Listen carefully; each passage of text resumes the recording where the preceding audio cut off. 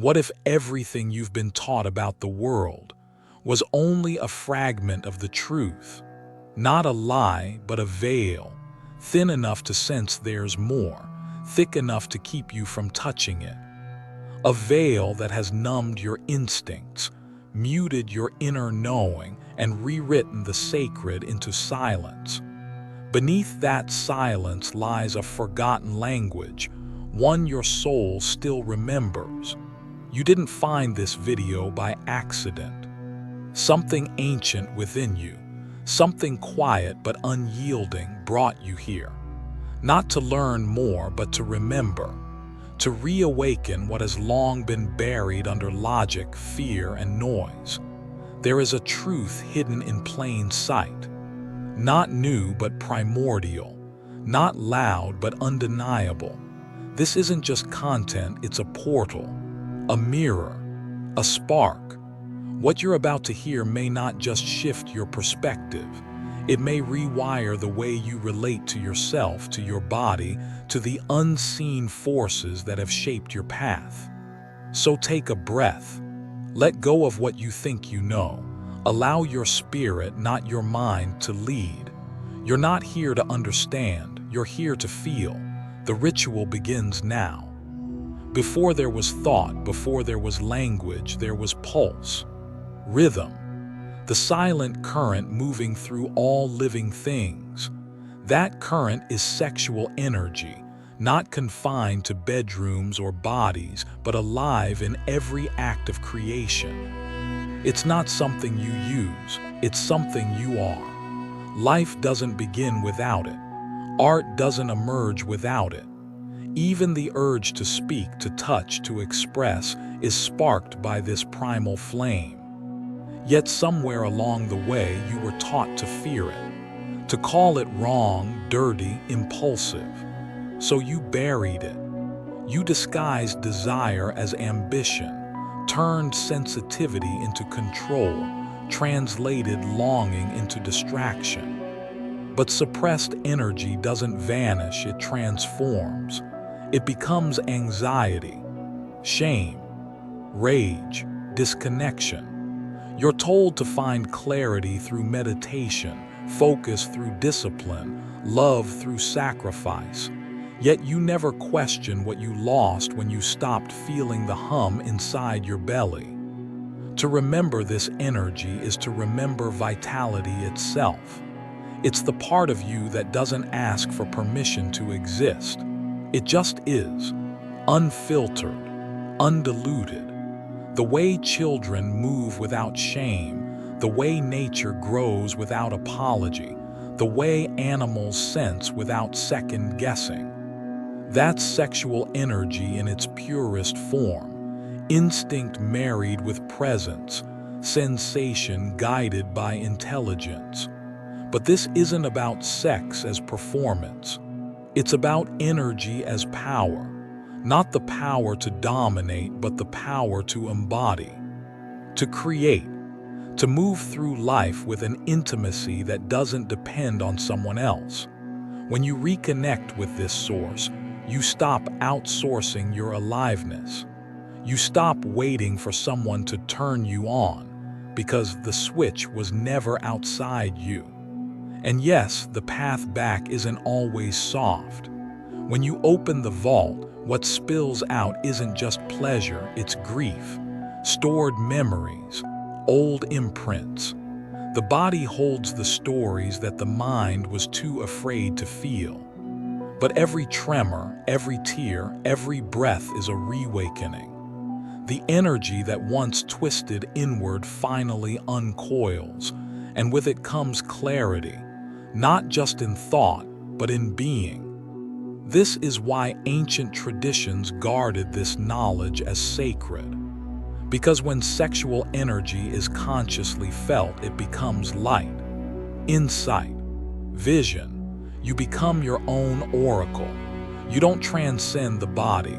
You root into it so deeply that spirit has no choice but to rise. No one can give you this power. No one can take it away. It's yours, pulsing just beneath the shame, waiting for the moment you remember that being alive is not something you earn, it's something you reclaim. And it begins with breath, presence, and the courage to feel what was once forbidden. You weren't born ashamed. You didn't come into this world hiding your body, questioning your impulses, or doubting your worth. That came later. Gently at first, an awkward glance, a hushed correction, a joke that landed like a wound.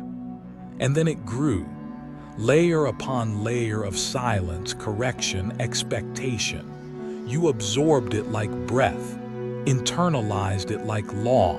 But here's the truth. Shame is not a sign of inner brokenness. It's a symptom of external programming. You weren't taught to feel safe in your body. You were taught to control it, hide it, shrink it. The way you sit, speak, move, even breathe was filtered through a lens of appropriateness. Not for your benefit, but for the comfort of others.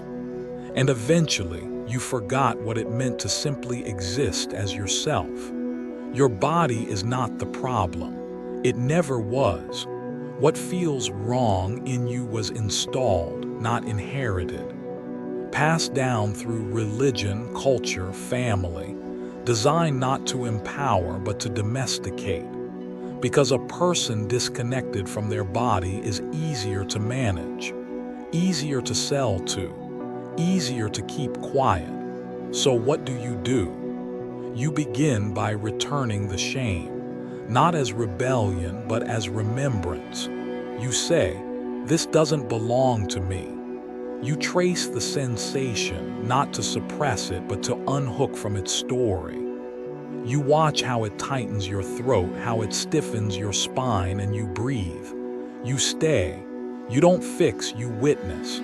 And in that presence, something softens. The grip loosens. The old voice, "You're too much. You're not enough. You should know better," begins to dissolve. You start hearing a different voice. Older, deeper, truer. It says, "You are not shame, you are sensation, you are presence, you are life." To remove shame is not to become wild and reckless, it's to become whole. Without shame, you don't lose control, you gain it. You reclaim your ability to feel without filters, to speak without fear, to move without apology. You begin to dance, not for approval, but for integration. You begin to touch, not to seduce, but to commune. Shame doesn't need to be battled. It needs to be seen. When you bring awareness into the places that were cast into shadow, those shadows begin to dissolve. You realize the parts you were told to hide are not your weakness. They are your gateway back to sovereignty. You don't become free by adding more layers. You become free by removing the ones that were never yours. And beneath them, you'll find what was always waiting. A self that is not just enough, but whole. Most of us were taught that orgasm is a goal, a climax to chase, a finish line to reach. Faster, harder, better, it became a performance, a metric.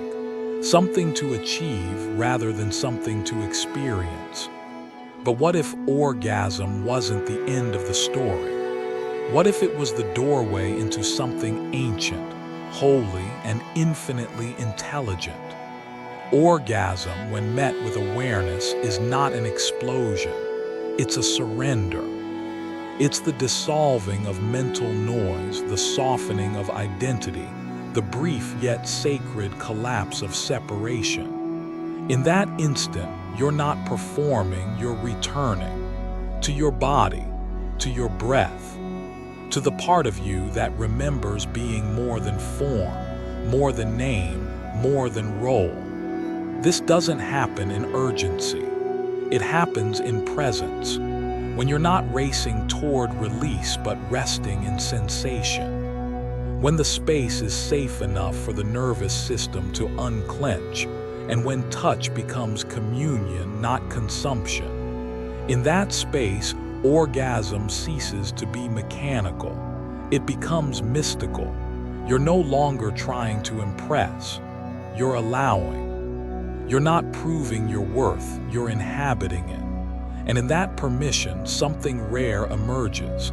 A gateway into the subconscious, the energetic, the unseen. Old trauma begins to stir, not to haunt you, but to be held. Layers of armor dissolve without a fight. Your body speaks in pulses and ripples, and for once, you actually listen. There's a reason ancient mystery schools regarded conscious sex as sacred ritual. Not because of dogma, but because they understood the mechanics of energy. Orgasm, when fully surrendered to, isn't just pleasure, it's release, recalibration, rebirth. It aligns your entire system to truth. It resets your field. It unblocks what was frozen by fear and brings it back to flow. This kind of orgasm can't be faked. It can't be forced. It arises from safety, from slowness, from devotion to what's real. Not fantasy, reality. Not technique, presence. And when you meet yourself there, the experience moves beyond the bedroom. You carry that state into life. You speak differently. You create differently. You love differently. Because orgasm in its highest form is a spiritual experience. Not one that takes you away from the body, but one that drops you fully into it. And from that place, your soul doesn't ascend. It anchors, it roots, it pulses, it remembers. You are not here to perform. You are here to feel. You are here to open. And the moment you stop chasing orgasm and start listening to it, it shows you something you can't learn in books, that your body has always known the way home. Long before you had language, your body was fluent in memory. Not the kind stored in stories or photos, but the kind stored in muscle, in posture, in breath. Every flinch, every tensing jaw, every shallow inhale is a sentence in your body's autobiography. And it's still speaking, even when you stopped listening.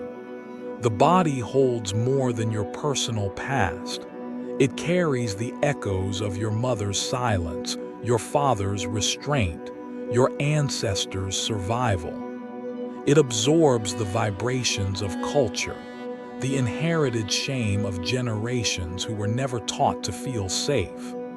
You walk through life thinking your discomfort is yours, when in truth, it's a relay, passed down, layer by layer, until you forgot where it started.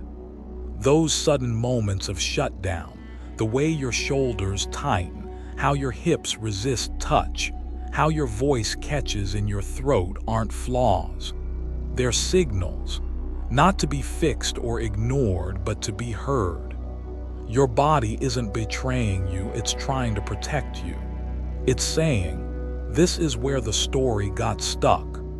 But healing doesn't come from overriding those signals.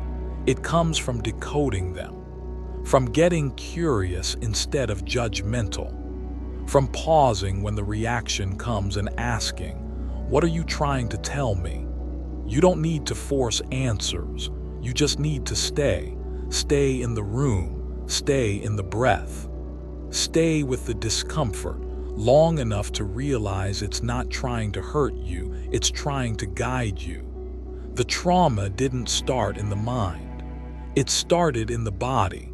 So the body must lead the way home. That means creating safety, not from the outside in, but from the inside out. Safety doesn't mean never being triggered.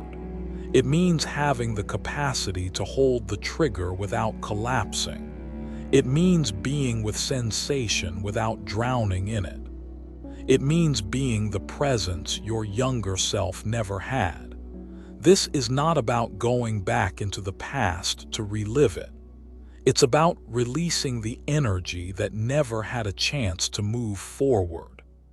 It's about giving breath to the places that were once suffocated. It's about letting the body finish the sentence it never got to say. Your body isn't a problem to solve. It's an oracle waiting to be heard. Every ache, every tremor, every tear is information, not pathology. When you listen with compassion, with slowness, with space, your nervous system begins to trust again. The tight places start to soften. The numb places begin to wake up. And the parts of you that were once exiled slowly return to the circle. Healing isn't always loud. Sometimes it looks like a single inhale that reaches places untouched for years. Sometimes it's the moment your shoulders drop, or your hips release, or your voice rises, not in panic but in truth. That's when you know the story is shifting, and you're finally home in your own skin. We were taught to approach sex like a skill, something to refine, to measure, to master. Touch here, say this, last longer, look a certain way, do it right. And yet, even when everything looks perfect, why does something still feel missing? Because sacred sex doesn't begin with technique. It begins with truth. Not what you do, but how deeply you're willing to be seen. How fully you're willing to show up. Presence isn't a bonus, it's the foundation. Without it, every gesture becomes routine, every kiss becomes choreography. With it, a single breath becomes sacred. This is where real intimacy begins, not in performance but in permission. Permission to be awkward, to be slow, to be honest, to feel what's actually there instead of what you think is supposed to be there. When you let go of the need to impress, you discover something far more powerful, the courage to be real. In that realness, sex becomes a language, one that doesn't require words. It becomes a transmission between nervous systems, a sacred dialogue between energies. Not what can I do to get a reaction, but can I meet you as you are? That meeting, raw, unscripted, unfiltered, is where transformation happens. Presence turns the body into a temple, not a stage. In that temple, every touch is a prayer. Every moan is a mantra. Every pause is an invitation to deepen. And suddenly, you're no longer seeking climax, you're seeking communion. The space between you isn't just charged, it's conscious. You're not losing yourself in each other, you're finding your way back through each other. This is what sacred sex asks. Can you slow down enough to feel what's real? Can you hold the tremble, the uncertainty, the desire, not to control it but to honor it? Sacred sex doesn't promise perfection. It invites presence. It doesn't guarantee fireworks. It guarantees truth. And the truth is this: you don't need to perform to be loved. You don't need to entertain to be worthy. When you strip it all down, not just the clothes, but the masks, the roles, the expectations, what's left is something wild, honest, and holy. A meeting of two beings who no longer need to impress, but who choose to witness. In that witnessing, healing begins. The body remembers safety. The heart remembers trust. And sex stops being a transaction. It becomes a ritual. Not a routine, but a return. Not a peak, but a portal. And once you've tasted that, you'll never want to go back to good enough. Because when sex is real, it doesn't just touch your skin. It touches your soul. There's a current resting at the base of your spine. Coiled, quiet, patient. It waits, Not for the right belief, not for the right book, but for your presence. This is Kundalini, not a myth, not a metaphor, but a tangible force. A dormant intelligence encoded into your very biology. It doesn't speak English or logic. It speaks energy, sensation, breath. Most of us live cut off from it, not because we're unworthy, but because we've been taught to live from the neck up. Thought over feeling, logic over intuition. We became spectators of our bodies instead of inhabitants. But Kundalini doesn't awaken in theory. It awakens in embodiment. When you come back into your body, not to control it, but to listen, you begin to stir the ancient force inside you. It doesn't need to be forced.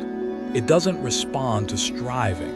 It responds to surrender, through slow, conscious breath, through fluid, intuitive movement, through quiet awareness. This isn't about ecstasy, it's about electricity. It's not about transcendence, it's about returning to the ground of your being so deeply that the divine has no choice but to rise. As it rises, Kundalini doesn't just energize, it cleanses. It burns through stagnation, brings buried emotions to the surface, rewires the nervous system, and clears space for clarity, creativity, and deeper connection. Sometimes it shakes, sometimes it weeps, sometimes it's subtle like a breeze through the spine, but always it moves you closer to wholeness. This isn't esoteric theory, it's ancient science. Yogis, mystics, shamans, they all knew it. Spirit lives in the body. Sacred energy isn't out there, it's in here, curled like a serpent, waiting for you to stop running and start breathing. This is why the ancients treated sex, breath, and presence as sacred technologies, not to entertain, but to awaken. When you treat your body as temple, when you honor sensation as sacred data, Kundalini no longer needs to sleep. It begins to stir. And when it does, you remember who you were before you learned to disconnect. The awakening doesn't make you more spiritual. It makes you more real. It strips illusion. It humbles the ego. It connects dots you didn't know were related. How your jaw tension links to childhood silence. How your hips hold grief. How your breath shapes your self-worth. Kundalini is not a shortcut. It's not a trick, it's an invitation. One that says, come home, not just to spirit, but to sensation. Not just to peace, but to power. And when you answer it, not with force, but with reverence, your life doesn't just change. It becomes luminous, from the inside out. Must transcend flesh, and so you fragmented. You wore one face in meditation and another in bed. You searched for divinity above and shamefully buried the sacred within. But that split was never yours. It was inherited, installed. A way to control, to diminish, to confuse. Because a person torn between sacred and sensual is a person forever reaching, never arriving. Always waiting for permission, always chasing worth outside themselves. Integration is the rebellion, the return, the radical act of saying, I am not pieces, I am a whole. When you stop choosing between spiritual and sexual, between soft and strong, between instinct and insight, you reclaim the truth. These were never opposites. They were never in conflict. They were always meant to dance. In that dance, something profound awakens, energetic sovereignty. It's not dominance, it's not defense, it's presence. Power that's not borrowed or performed, but lived. When you reclaim every part of yourself, Your pleasure, your pain, your silence, your fire. You become unshakable. Not because nothing affects you, but because nothing defines you. This is the foundation of true freedom. Not the freedom to do whatever you want, but the freedom to be who you are without apology. When your energy is no longer fragmented, you stop leaking. You stop searching for validation. You stop asking for permission to be real. Instead, you radiate. You attract not through manipulation, but through magnetic authenticity. And something else happens. You become a mirror, a permission slip. Your presence alone reminds others of what they've forgotten, that they too are whole. Not when they achieve, fix, or heal enough, but now, as they are, with all their complexity intact. This kind of integration isn't loud, it's steady. It doesn't beg to be seen, it simply shines. It doesn't demand control, it emanates clarity. And from this place, you don't just navigate the world, you shape it. Energetic sovereignty means your truth is no longer negotiable. Your worth is not up for discussion. You're not here to convince anyone of your light.